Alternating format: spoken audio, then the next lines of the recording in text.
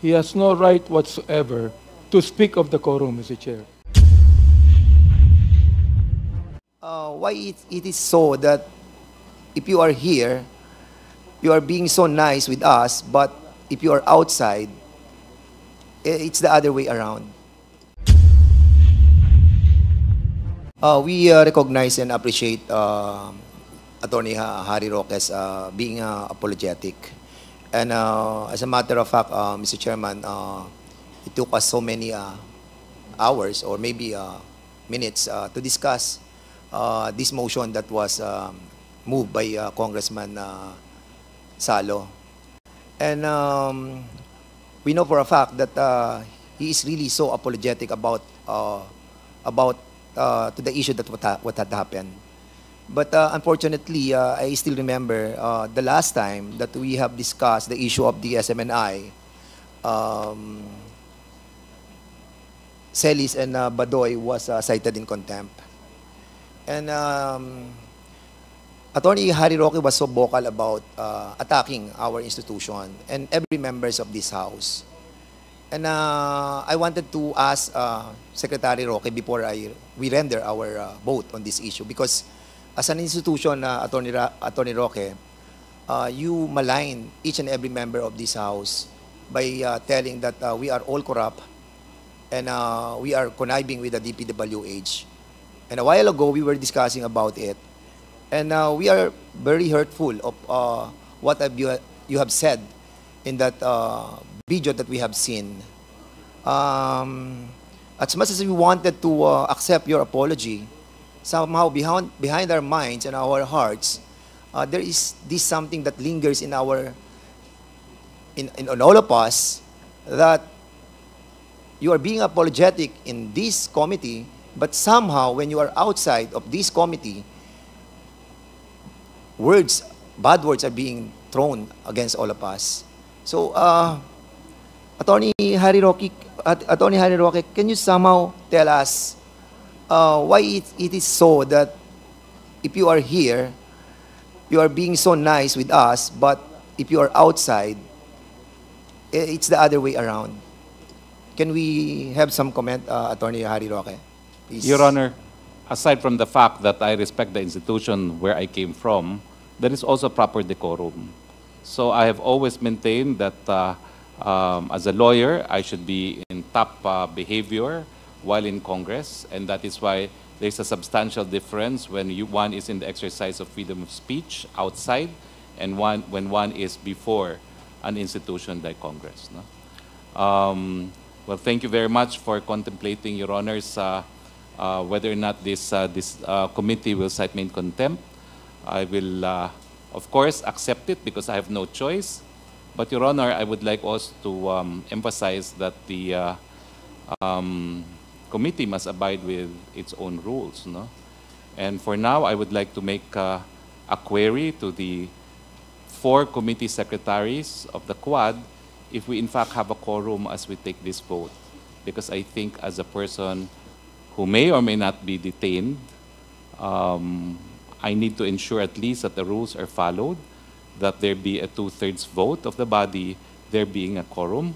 And I do not know what quorum is involved, given that there is a Quad committee now, and which is actually a first as far as legislative history is concerned, no? That there are 4 committees. I'm just doing so, Your Honor, because I leave my faith to you, but that faith should, of course, be in conformity with the rules. But thank you very much, Your Honors. Yeah, Mr. Chair, my question, Mr. Chair. Mr. Secretary, is that are you being truthful with all your accusations against the institution and against all the congressmen when you deliver those statements after the contempt that was issued by all of us with Celis and Badoy?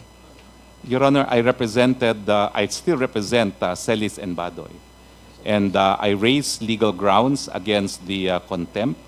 I said that there was no due process because in jurisprudence, there must be a show cause order before being cited in contempt. And I also said that the exercise of freedom of expression should not be deemed to be contemptible especially under the facts of the Celis Badoy case, because they were raising an issue of public interest. So I do not know what other matters the good chair is referring to, but I certainly know how the institution works. I respect the institution, but we all know that there are also abuses within the institution, no? Which should not in any way affect the integrity itself of the institution, but certain practices will have to be condemned if, in fact, one sees them happening. Yeah, we understand you're kind of representing the SMNI, and we understand as well that of your freedom of expression. But of course, you have established also friends among the members of this house. And with that collective accusations against all of us, that really hurt a lot of members of this 19th Congress. And that's the reason maybe we have a long discussion about your predicament because of that friendship that you have established in this Congress. But of course, we have to follow our rules. As what you have said a while ago, that there are certain rules that we have to follow. Painful as it may be, but you have a lot of friends in here, but we have to do our job. We hope you will understand that, Secretary Roque. Yes, Mr. Chair. I'm always guided by the fact that I'm probably one of the most heavily criticized personalities in this country. No? And I have to take these criticisms in stride because of the importance of freedom of expression. And I would hope that all public servants would take to heart the decision of this honorable court, of the honorable court, that public servants should not be onion-skinned. But in any case, as part of my rights as a person who may or may not be cited in contempt, may I know, Mr. Chairs, if we have a quorum at least to determine if I should be cited in contempt. And this is a first, because this is a first meeting involving 4 committees, so I do not know how the quorum will be determined. Thank you, Mr. Chair. Maybe, Mr. Chairman, after this, we will be establishing if we have a quorum or, That's correct. or none. Mr. Chair. But for the meantime, thank you, Mr. Attorney Harry Roque, for that reply. And Mr. I yield Chair. back to the chairman. Mr. Okay, Chair, may I say something for a while before anything else? Before I acknowledge Congressman Abante, let me just reply to the query of Attorney Harry Roque with respect to the quorum. Mr. Chair, he has no right. He has no right whatsoever to speak of the quorum, Mr. Chair. What I'm saying is, his right is to appeal. He has no right whatsoever to ask for a quorum, Mr. Chair. I absolutely agree with you, Congressman Abante, but in response to the query of Attorney Harry Roque, kung ano yung quorum sa Quadcom. Para lang malinaw, babasahin ko ang ground rules that we all approved and adopted during the organizational meeting of the Quadcom. Quorum, the presence of a quorum in each of the committees concerned is necessary to conduct meetings of the joint committee. 1/5 of all the members of the committees concerned shall constitute a quorum. In the event that a member in one of committee is also a member of another committee or committees, the attendance of such member shall be counted in each committee to determine the presence of the quorum. So that is the reply of the chair to the query of Attorney Harry Roque. Now, Congressman Abante, please continue. Okay, Attorney Roque, I'd like to remind you that I was the one that moved to contempt Ms. Badoy, after which, as said by Congressman Fernandez, you have maligned this institution.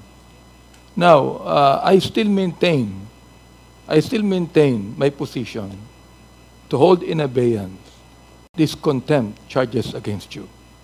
But I cannot do anything, Attorney Roque, if this whole body right now will cite you in contempt. That's the only thing that I'd like to say. Thank you, Congressman Abante. Now we vote on the motion by Congressman Salo. May I ask Congressman Salo to please reiterate the motion? Mr. Chair, allow me to reiterate my earlier motion that considering that former Secretary Attorney Harry Roque has lied to this committee, that amounts to disrespect on the members of this committee, which is contemptible under Section 11E of the rules of this House of Representatives on inquiries in aid of legislation. I therefore move, Mr. Chair, that he would be cited for contempt by this committee. Thank you. There is a motion to cite Attorney Harry Roque in contempt for violating Section 11, Paragraph E of the Rules of Procedure governing inquiries in aid of legislation of the House of Representatives. There is a quorum in each of the committees composing the Quadcom. So, may I ask the committee secretary to please record the vote of all the members in this committee hearing. Mr. Chair, just a clarificatory questions, Mr. Chair, before we proceed on the voting. Mr. Chair, I was listening to the manifestation of Chairman Acop, and well, I agree with him. Voting should be done if there is a outright objection to a motion raised. I believe the motion that was raised by Congressman Ron Salo, has not been objected to, Mr. Chair. Did you object? Can we get a clarification as to the position of Congressman Paul Dasa with respect to the motion of Congressman Salo? Are you objecting, Your Honor? Well, I beg to disagree with my good friend, Chairman Acop. The chair had opened the floor for comments before taking it to a vote. So my position is the chair had already decided to let people speak and then take it to a vote. But I will abide by your ruling, Chair. Should you take that position, but if you want to take it to a vote, I'm also willing to vote. So in that case, if I may be allowed to explain, in that case, Mr. Chair, if the good gentleman from the good Deputy Minority Leader accede to the fact that even the chair can decide, the chairman can decide whether to cite Attorney Roque in contempt or not, then we will just simply yield to the decision of the chairman and no longer proceed with any voting, Mr. Chair, because under the rules, the only way we can proceed with the vote, Mr. Chair, if there's an objection, and since there's no objection, we relay. I mean, I agree with Congressman.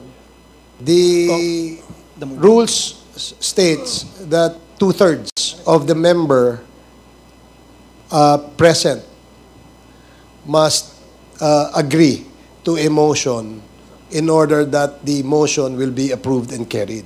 Yes. So, in this case, the motion to cite Attorney Harry in contempt was properly made by the movant, and no objection was put forward,